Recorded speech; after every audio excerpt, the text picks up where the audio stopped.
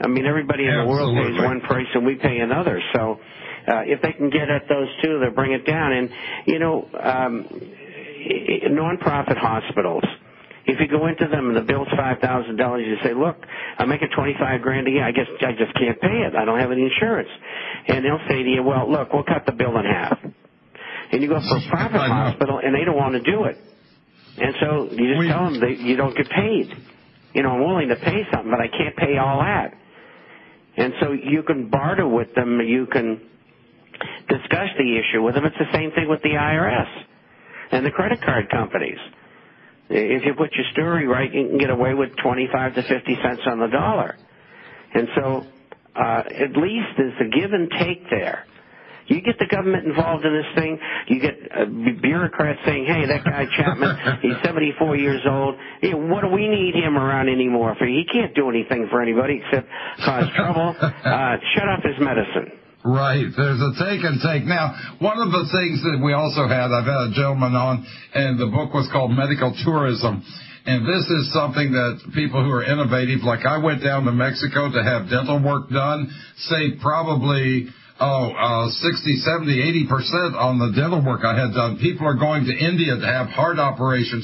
They're going other places, other countries to have work done and saving 80, 90% on their operations. So there are some of these other countries that have very, very good medical doctors where you can go at a reasonable price and you can beat the insurance companies. So this is something that a lot of people are looking into. On that. 7 years ago, I was living in Mexico. My wife had to have a bypass. They said, well, you're going to go back to the United States to do that? And I said, why should I do that? Can you do the job and do it right? And they said, absolutely. And she's still alive. They did a magnificent job. Now, the bottom line, my wife had a private room in a very lovely hospital, private nurse that spoke English as well as Spanish, of course. And the whole bill came to $9,000. Oh, are you kidding? I was told by doctors it would range anywhere from $80,000 to $120,000.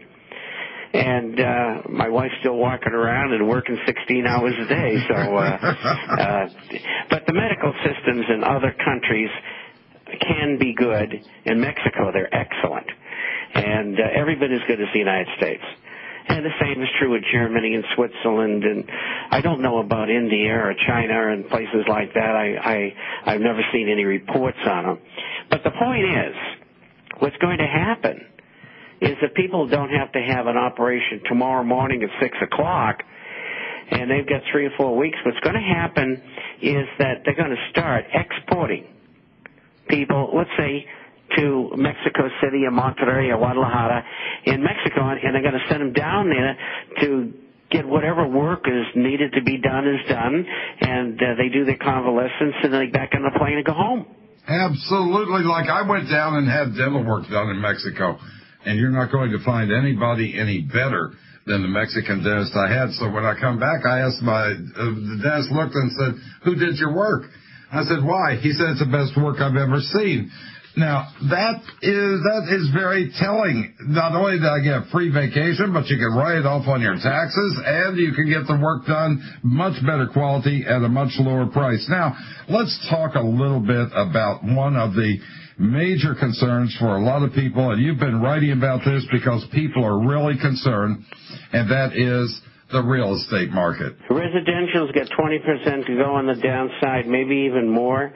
It won't flatten out until 2013, and if the government continues to make subprime loans, which they have been for the last year through Fannie, Freddie, and Ginnie, which are the three now government agencies, because they were taken over because they were bankrupt, and lost my train of thought. Hold on a second.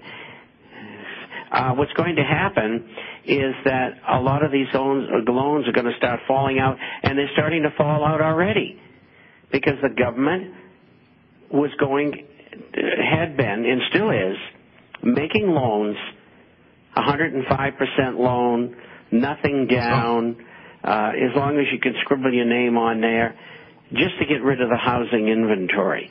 So they're creating the same monster that we saw earlier. Plus, you have The option arm loans, which are the pick and pay loans, they're becoming due all the way through 2012. And then you've got Alta loans, which are coming due between now, perhaps the next June, and that's the end of them, unless they write more of them. And then the worst thing of all, 50% of foreclosures now are in homes where people had wonderful FOIC scores, credit ratings, if you may, and good jobs, and they lost their jobs. You're making $250,000 a year. You own $1 million home, and all of a sudden the job is gone, and you're being offered $10.50 an hour to work at McDonald's.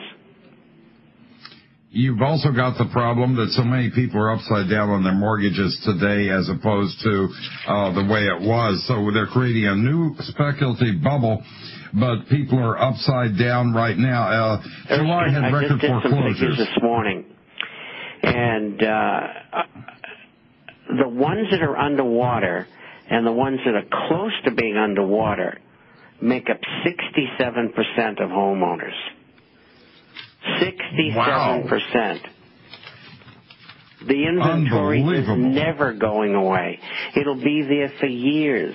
House prices and commercial prices are going down. Commercial are going to get down more. They'll get down another 35-40%. Because they can't get any loans. And so the residential is going down another 20%. The foreclosures are just unbelievable. And it's not stopping. You get places like Southern California, Northern California, Phoenix, Miami, Washington, all the way outside the Beltway in Virginia. They're getting smashed. And it's going to continue because more and more people are going to get laid off. Unemployment on a U6 basis is 20.8%, not 9.4. They lie. Jobless claims are up 28% year to year. Retail sales are up 7.9% year to year. Foreclosures are up 32% in July. You've got 57% of your foreclosures in California, Nevada, Arizona, and Florida, and they are expanding across the rest of the country now. 57% in those 4 states. We'll be right back with Robert Chapman, the international forecaster.